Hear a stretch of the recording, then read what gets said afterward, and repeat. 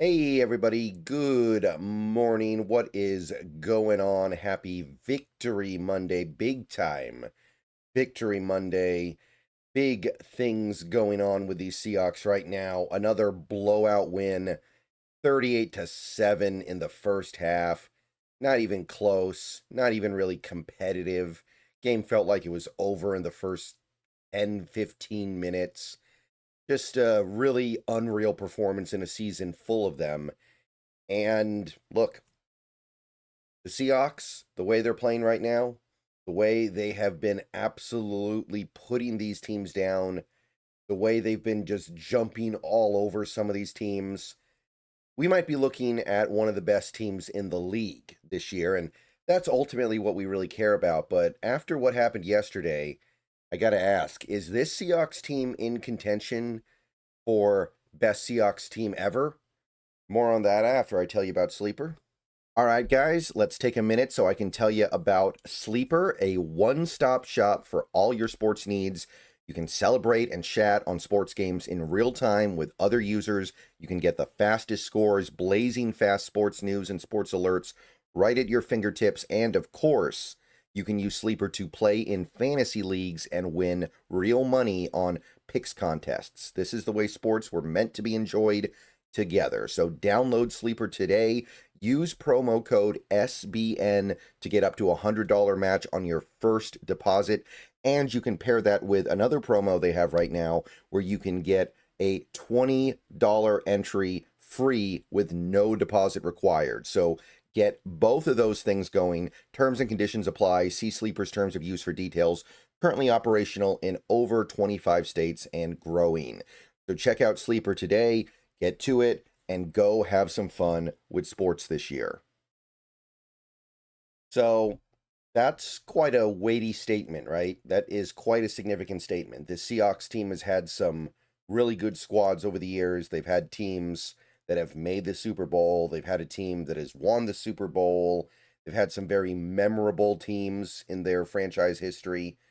But as we go into this, the 50th year of the Seattle Seahawks existing, when you look at the dominance that they show, not just once, not even just twice, but several times this year already, and you think about some of the great teams in franchise history, I think it's a fair question to ask. And there's one statistic, one pretty significant statistic, that seemingly points in the direction of the answer being yes.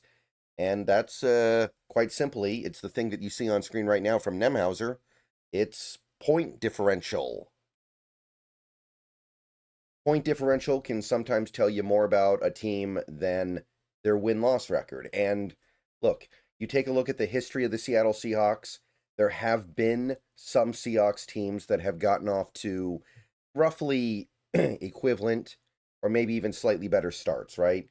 Like the 1984 Seahawks, the first seemingly great regular season Seahawks team, the first time in franchise history where the Seahawks genuinely looked like they were one of the dominant NFL teams during the regular season, right? That team got off to a 12-2 start before dropping their last two games of the season. But for the first 14 games of the year, 12-2, and they had a lot of blowout victories, right? They blew out the Browns in week 1, they blew out the Bears. And by the way, this was the Bears team right before the 85 Bears. That was a relatively we'll conservatively call them very talented Bears team. They blew out the Chargers. They blew out the Chiefs. They blew out the Bengals in week 12. I mean, they had some really, really dominant squads in, or had some really, really dominant wins, I should say, in 1984. So, I mean, hey, that was a great Seahawks team. And realistically, those last two games they lost, did they really need those wins all that badly? Did they really look at those games and go, okay, we got to take this completely seriously? Probably not, right? They didn't need those games and they just kind of rolled over and gave them up. So 1984, those Seahawks teams, I mean, that Seahawks team was great. Sorry, I keep messing up my syllable syntax today, but, that team was great. And the first 9 games of the year, they had a point differential of 88, which is the gold standard for any Seahawks team. 2005, the first Seahawks team to make the Super Bowl, they got out to a 13-2 start. 13-2. So that will probably stand the test of time as the best start any Seahawks team has ever gotten off to. Very, very hard to beat that. It's probably going to be a long time before we have a game like that. And that was obviously a very good team. And they did have a few blowout victories, right? They blew out Houston. I remember that game. That was a night game. That was a Sunday night football game. They blew out the Cardinals. They blew out the Eagles and Niners back-to-back weeks late in the season. But it was also a team that really kind of felt like they were skating by in some of these games. I remember there were a lot of close games, a lot of games that came down to the wire. So as good as they were, those first 9 games, point differential was 83 overall. And then you had, of course, the first Seahawks team to win the Super Bowl, and they got off to a remarkable start as well. They were 11-1 at one point and 12-2 at another point. So, yeah, record-wise, they're doing better than these current Seahawks, right? And I mean, they had their blowout wins as well. They blew out the Niners, which, I mean, the Niners that year made the NFC title game. They blew out the Jaguars. They blew out Atlanta. They kind of blew out Minnesota. They blew out New Orleans, and New Orleans was a playoff team that year. So, I mean, they did whip on some teams at various points throughout the year, but they also had some really close, really competitive, and quite frankly, ugly wins that year too. I still remember Monday night against the Rams. Monday night against the Rams, they just barely hold on. They have a goal line stand to beat what was that year a pretty bad Rams team. That was the Jeff Fisher Rams. So you had some suboptimal results even with all the winning.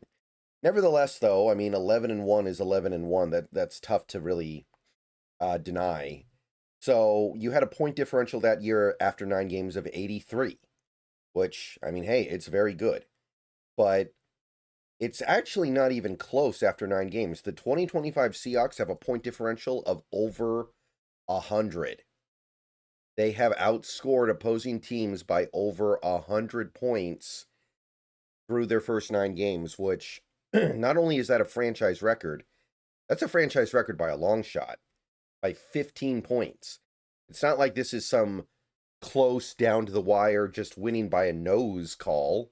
No, this is by a wide margin the best point differential in franchise history after 9 games. And obviously, that's being driven by some of these blowouts against not so great teams like the Saints and the Commanders. But even today, like, are the Cardinals a terrible team? No, they're not. They've been playing close games all year. Look at their losses before today, or before yesterday. Losing by 3 points, losing by 1 point, losing by 2 points. All of their losses have come down to the wire. And with the exception of the Cowboys game last week, every game they played has been close. And you jump on them 38-7. I mean, there was a point in time in that game, and obviously it didn't happen, and ultimately what could have happened doesn't really matter as much as what did happen. But there was a point where I thought we were going to challenge the 58-0 game against Arizona in 2012. So is this the best Seahawks team? Or at the very least, is it the best Seahawks team after 9 games that they've ever had? I mean, you think back to those 2 losses, right? You think back to the 2 games they lost, right? You've got down inside the 10-yard line, trailing by 4. One more play, Seahawks score a last-second victory over San Fran. And then Bosa gets the best of Lucas, strip sack on Darnold. So that comes down to the wire. And then you've got that shootout against Tampa Bay that ultimately gets decided by kind of a fluky interception off the helmet of one of our offensive linemen. Like that's what it's taken to beat the Seahawks. And then you think about their wins. 2-touchdown win over Pittsburgh. And that's not even one of their blowout victories, but they go into Pittsburgh and win by multiple scores. They blow out the Saints.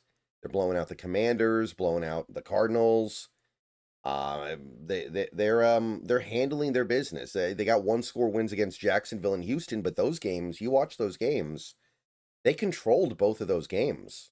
It's not like those games came down to the wire on the field. They did on the scoreboard maybe, but the only game that Seattle kind of felt like they maybe escaped in was that first game against Arizona, I guess. And even that game they really controlled, and then things got out of hand in the last 10 minutes a little bit. But if you watch that full 60 minutes of football, Seattle felt like they were driving the bus really comfortably. Felt like they were the team that just had the upper hand, and then, I mean, the end of the game, things get a little bit funky, but this Seattle team is consistently keeping these opponents at arm's length, even when they're not blowing them out. And you look at some of these, some of these other early great Seahawks teams. They were great, but they also kind of got beat down in some of their losses. Like both losses that the 1984 Seahawks had early in the year were pretty definitive, right? You had a 2-score loss to the Patriots, 2-score loss to the Raiders. 2005, I remember getting kind of blown up by Jacksonville in the first game of the season. Now, the other loss, okay, that was an overtime game, whatever. In 2013, I mean, that Colts game, I still remember that Colts game.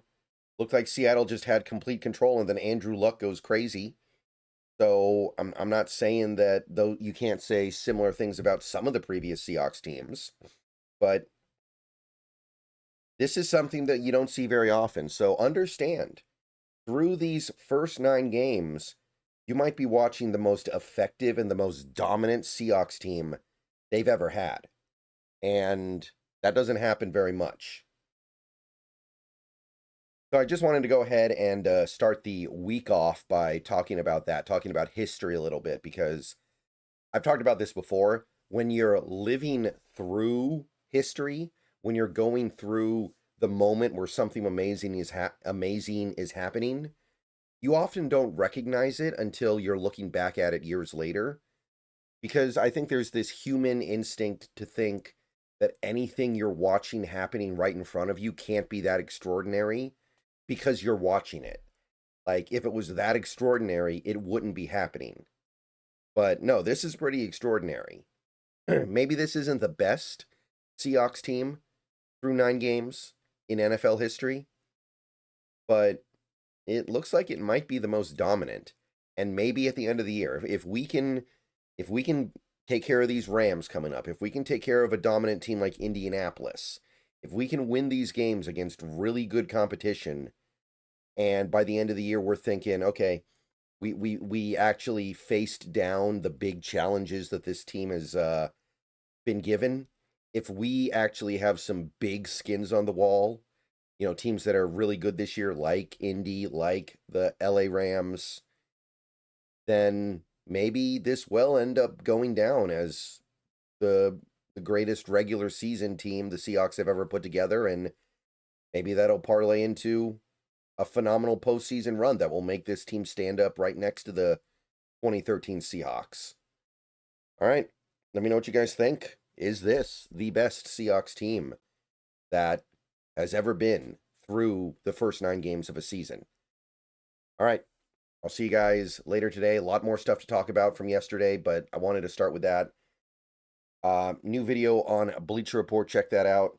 And right before I get out of here, I want to tell you guys about something special to me, something important to me, and back in 30. Hey everybody, Seahawks Brendan Nelson here to show you some really cool steel art for the 50th anniversary of the Seahawks and a Mariners medallion too, like the ones pictured above my head. My dad, aka Metal Hawk, has met over 300 Seahawks, dozens of Mariners, and some Sonics in his time, and now he's making unique steel art, special edition, and it can be yours for a donation directly to Fans for Good. Click the Facebook link down below for complete instructions. Back to the video. All right, see you guys later. Go Hawks.